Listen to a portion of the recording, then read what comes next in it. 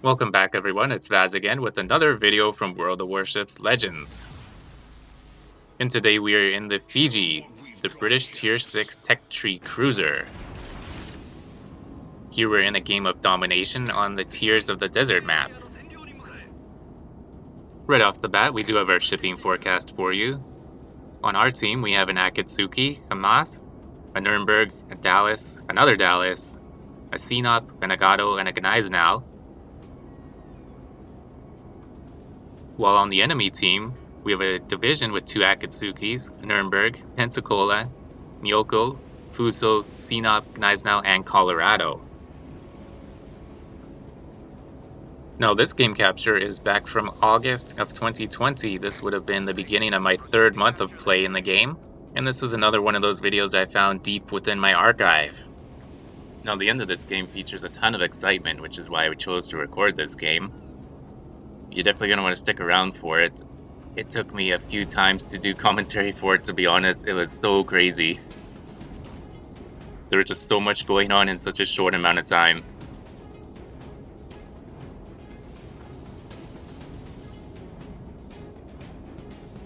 We spawned closest to the Charlie objective, so we're going to head over in that direction. I do like the Tiers of the Desert map, but I don't know about you guys, I'm getting kind of sick of it. I've been getting it a lot in my play recently, and I'm really hoping that with the next update they at least introduce just one more new map, just one. That's all I'm asking for. Of course more would be better, but I mean, that's not too much to ask for, is it? I mean, most of the games go all the same way in this map, right? Anyways, on to the game. I do take a very aggressive line straight into the cap. I do have support from a destroyer and a friendly battleship though.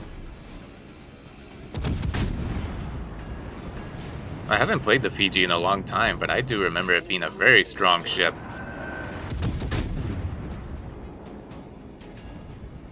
But that's the thing about British cruisers, right? You can get up real close, pop a smoke if you get into trouble, and still be able to fire away at the enemy.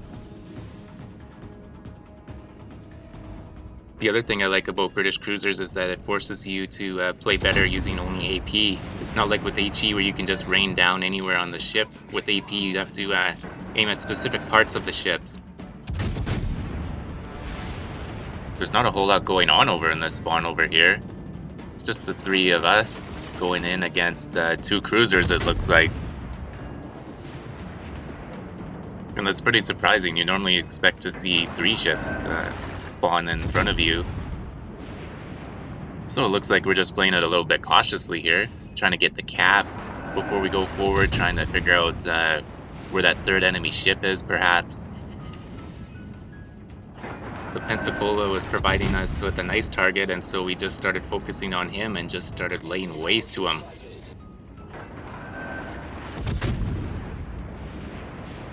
He gave us a nice broadside to shoot at. He was trying to turn around and get away, and we were still getting citadels on him. Pensacola armor is just horrendous. The citadel is basically the entire length of the ship. Speaking of which, my most recent video before this one was a versus. It was the Pensacola versus the Dallas. Go ahead and check it out. Not only were we hammering away at that Pensacola, but it wasn't firing back at us. So not only do we have one kill already, but we've done more damage than our total health pool, and we haven't taken any damage yet. The next target on our list is going to be this Nuremberg. Looks like we're trying to figure out which way he's going. He keeps going forward, keeps going backwards, and we don't want to go one way and have him go the other. Then we have to chase him all around these islands. There's so many islands in this section of the map. And one thing I really like about having cruisers that have torpedoes is that you can use the torpedo indicator to find out which way and which direction ships are going. In this situation it really helps, because rather than go one way and waste a whole bunch of time circling the islands and playing merry-go-round, you can figure out exactly which way he's decided to go.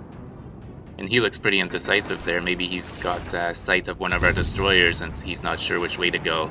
So we decide to stop waiting around and bring the fight to him.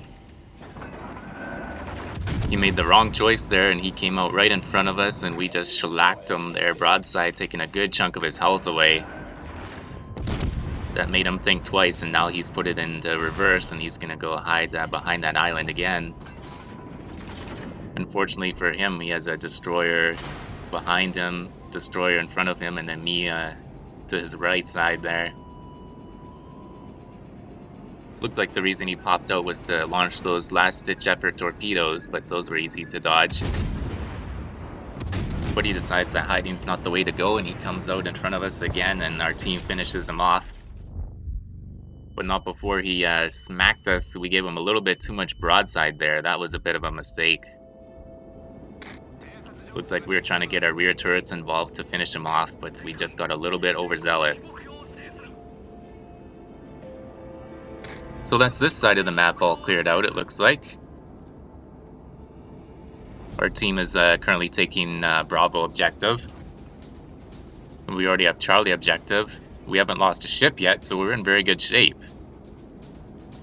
Now the Alpha objective looks like it has a whole lot of action going on over there, so that's where we're going to head over to next. We see some torpedoes coming at us, and so we slowed down to make sure that we don't run into those.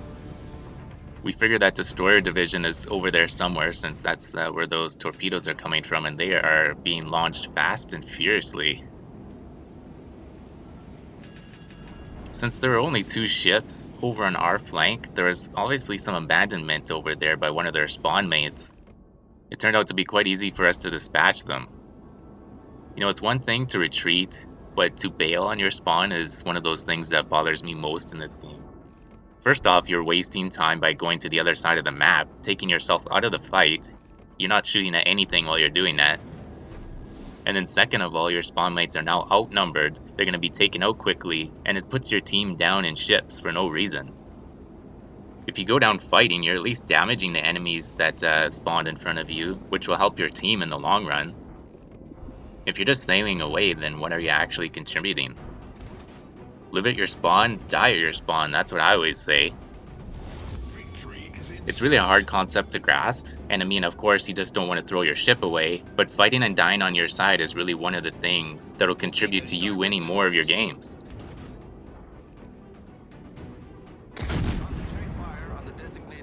Sorry about that rant there, we just saw that we had lots of time while the ship was making its way over to the other side of the map. I guess because it was so boring at my flank, I wanted some action, so I just started to charge straight to where the enemy division was, even though they're backed up by 2 battleships.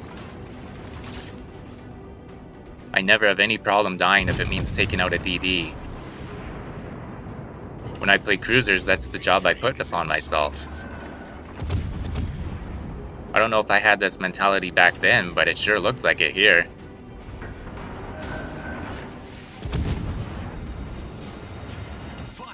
We were able to get a few shots on those destroyers, but even though we've lost sight of them now, and the Colorado is bearing down on us, we just continue to push forward.